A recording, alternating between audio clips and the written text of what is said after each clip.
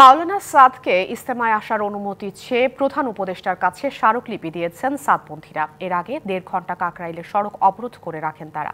প্রধান উপদেষ্টার পক্ষ থেকে স্মারকলিপি গ্রহণ করেন প্রেস সচিব শফিকুল আলম। এ সময় আশ্বাস পেয়ে সড়ক ছেড়েছেন অবস্থানকারীরা। এর আগে সকাল ৯টায় মাওলানা সাদ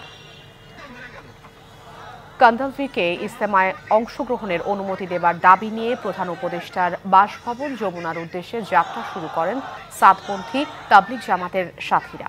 এ সময় পুলিশের বাধার মুখে প্রধান বিচারপতির বাসভবনে বিপরীত পাশেই অবস্থান নেন তারা। এরপর তাদের একটি প্রতিনিধি দলের সাথে কথা বলেন প্রধান উপদেষ্টার প্রেস সচিব। একটাই দাবি, মাওলানা সাদ সাহেবকে যেন আগামী 5 দিনের জোরে এবং ইজতেমাতে আমরা আনতে পারি।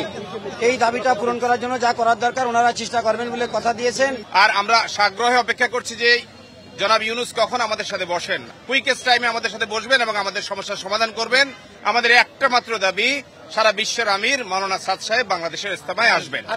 নগদের সর্বোচ্চ বার 167 টাকা রিচার্জে পাবেন 1 লাখ টাকা পুরস্কার। আরও আছে প্রতি সপ্তাহে পুরস্কার ও ক্যাশব্যাক।